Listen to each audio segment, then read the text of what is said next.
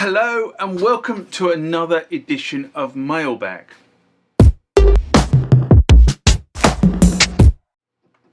What is Mailbag? Well, Mailbag is a feature of the channel where you guys leave lots of comments on the channel and I attempt to answer those comments, or if I can't answer those comments, I throw it out to you guys who have more knowledge on some of this stuff than I do. So let's get into the first mailbag of this session. Remember, like, comment, subscribe to the channel. Go over to Instagram and follow me there. Go over to Facebook, follow me there. That's where the normal notices are. And consider becoming a Patreon.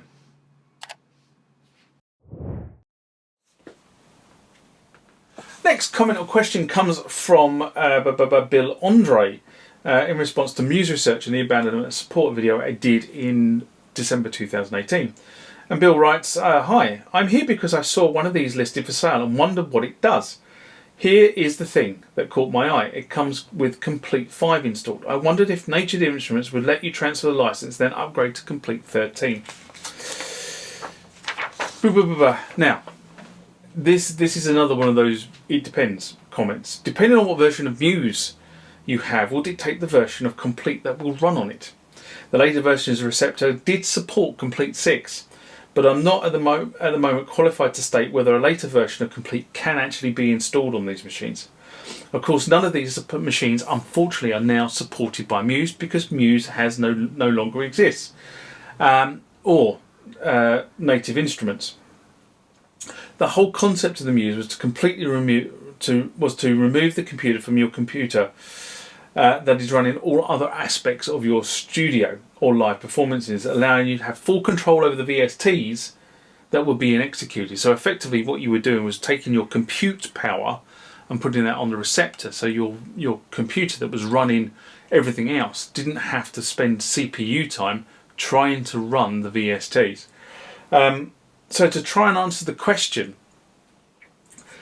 I will be really honest and say I do not believe Complete 13 would run on this on a Muse Receptor, irrespective of being able to commute the license. I don't think the operating system is sufficiently capable of running Complete 13.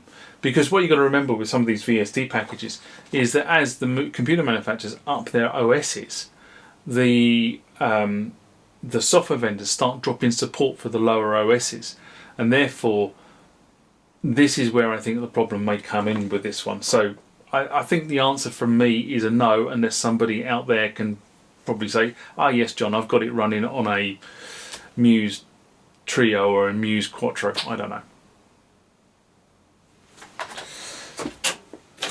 Next comment or question comes from Lloyd Valentine, and this was in response to increase in PC decline of rack MX-1 in external mode video I did in August 2021, right before lockdown.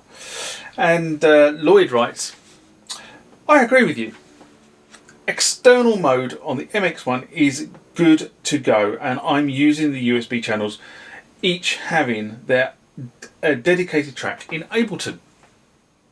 However, I decided to split the kick and snare from the TR8, which are linked to channels 1 and 2, and it bleeds into the other channels. Is there a way to get clear separation between the channels in external mode for MX-1's ports 1, 2, 3 and 4? So the first thing I would say to anyone who doesn't understand that the MX-1 is that the MX-1 has the first 4 faders are effectively 4 mono ports, and they're expecting to receive audio signals in to 1/4 inch jacks that are on the back of the MX-1. What you can do is you can split them so they become stereo ports. So effectively you go into the setup and you tell the MX-1 that you want channels 1 and 2 to be left and right of a stereo channel, and channels 3 and 4 to be stereo to left and right of a stereo channel, or you can continue to use them as a mono channel. So what Lloyd has done is effectively what he's done is he's taken the A and the B out of his TR8 and he's run those into his MX-1 as a mono channel on channel 1 and channel 2, I suspect. So that's the setup that we are talking about here.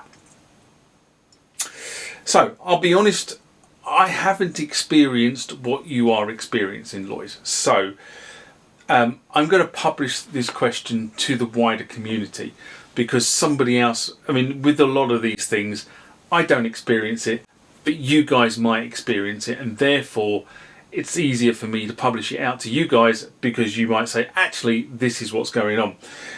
But two things do spring to mind. What are the gain levels set for the audio channels?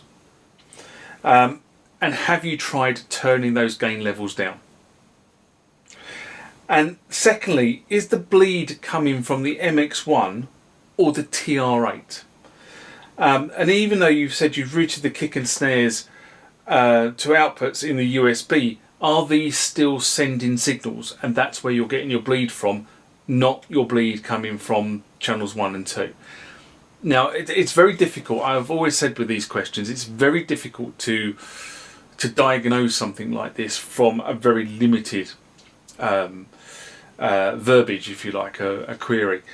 But on the flip side, there are things that you can look at, and you know, if you are splitting stuff out, you've got to look at, you know, how does the MX-1 process that? How does the TR8 process that? How is Ableton processing it? And that kind of gives you the starting points or the clue. Yes, it could be a problem with the MX-1.